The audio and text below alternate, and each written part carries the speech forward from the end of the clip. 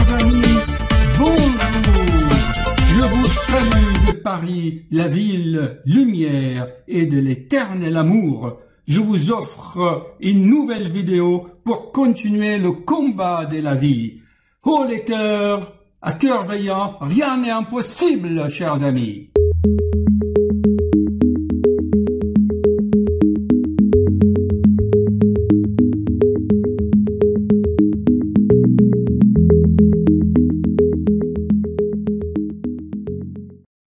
Chers amis, bonsoir. Je vais vous présenter tout à l'heure une vidéo qui a été prise en temps réel comme compte rendu après la consultation.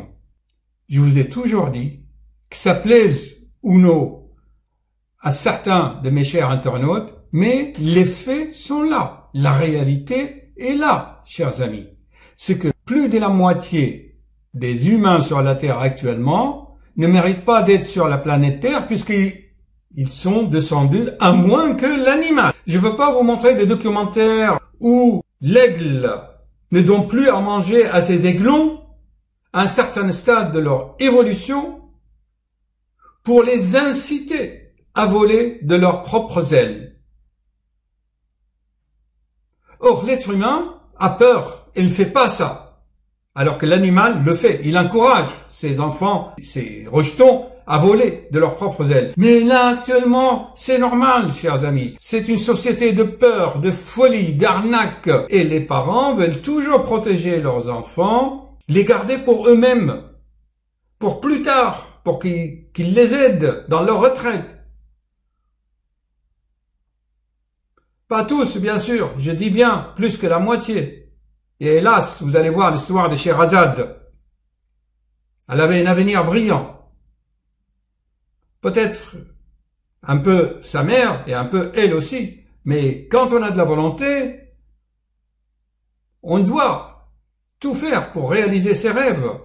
On dit, ah oui, ma mère m'a dit ça, donc je ne le fais pas. C'est qu'au fond d'elle-même, déjà, elle voulait pas. Est-ce que vous comprenez tout cela, chers amis? Voyons un peu cette vidéo. Internaute, bonjour. Une vidéo spéciale, en guise de réponse à une charmante et jeune fille âgée de 29 ans. De 29 ans.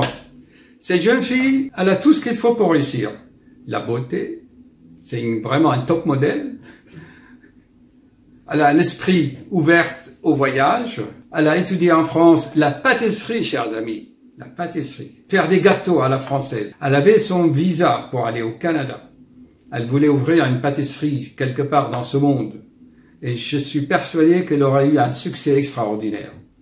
Seulement, comme nous tous, nous avons en nous-mêmes un saboteur, chers amis. On l'appelle le saboteur interne. On n'en a pas conscience. On n'en a pas conscience. Seulement, le rôle de coach, le rôle de psychologue, ou le rôle d'un thérapeute, ou un médecin, c'est de faire prendre conscience à la personne comme quoi qu'en lui, il y a son propre saboteur. Ou qui va lui dire, non, mais toi, non, tu es trop jeune, tu ne mérites pas le succès. Non, reste ici. Et à ce moment-là, le saboteur interne va s'arranger pour trouver un subterfuge. Et dans le cas présent, bien sûr, tout est anonyme, chers amis, ce que, entre des guillemets, soi-disant, la maladie, le cancer généralisé de son père. Or, si cette patiente, si cette jeune avait été coachée, ou elle avait médité, ou elle avait été aidée, chers amis, la maladie ou la mort de quelqu'un qui est cher à nous, est-ce que la mort est sous notre contrôle? Regardez, j'ai fait une vidéo sur la mort. Regardez, il y a 2 ans, la mort. En fait, la mort n'est pas sous notre contrôle, ni la vie. Mais qu'est-ce qu'elle fait, cette charmante jeune fille? Qu'est-ce qu'elle s'est dit? Ah bah si mon père meurt, moi je serai au Canada, comment je vais faire? Elle n'a pas accepté que le phénomène de la mort n'est pas sous son contrôle et qu'elle soit présente ou absente, le processus, la vie va continuer. Tu peux pas contrôler la vie. Tu peux pas contrôler la mort. Mais en fait, c'était tout simplement, son saboteur dit non, ben, c'était une façon élégante de dire non, ne pars pas. Tu ne mérites pas le succès. Reste comme ça. Parce que c'est la nouvelle génération actuellement, ils n'ont pas été ni éduqués à l'école de de partir à l'aventure, d'affronter. Moi, je cite mon exemple. Quand je me suis installé, ben, j'avais peur, effectivement. Oui, il faut le dire. Mais seulement si on est aidé, si on est guidé, si on est accompagné, si on sait que on est là. Alors, effectivement, j'ai eu de la chance, effectivement, d'être aidé. Tout simplement, on m'a donné confiance en moi. Vas-y, pars. Et c'était qui? C'était le directeur de la clinique, là où je suis. Chers amis, il y avait 17 cardiologues dans la ville où je suis. Le directeur m'a dit, c'est pas grave, il y aura du travail pour tout le monde. Et puis après tout, c'est personnel. C'est selon ta personnalité. Voilà. Donc, si, à Sherazade, quelqu'un t'a aidé, c'est toi qui as décrété. Tu n'as pas demandé l'avis ou l'aide de quelqu'un. Non. Donc, si... Tu me dis, tu crois. Ouais. Alors, encore, soit disant, sa mère lui a dit, ne pars pas. Voilà. C'est la peur, la sécurité. Sa mère va rester seule. Moi, je sais. Ma propre sœur en Suède, sa fille, elle avait ras-le-bol. Elle est venue en France, elle a trouvé un travail, elle fait sa vie, ma nièce fait sa vie à Paris. Elle est devenue une vraie Parisienne, c'est une belle Suédoise. Sa mère, qu'est-ce qu'elle lui dit? Non, reviens, je vais mourir, je suis toute seule. Ton père, il va mourir, et moi, je reste seule, ne pars pas.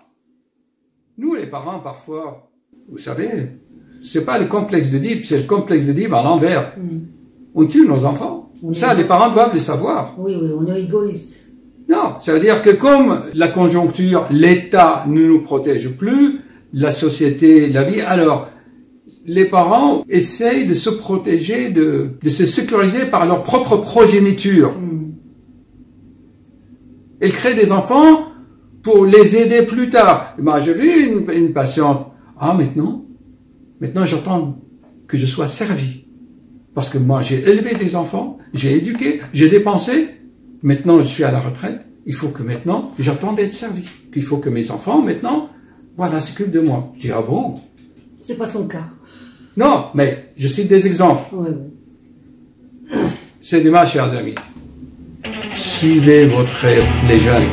Allez-y, foncez. Ayez confiance dans la vie. Réalisez vos rêves. Arrêtez votre saboteur interne.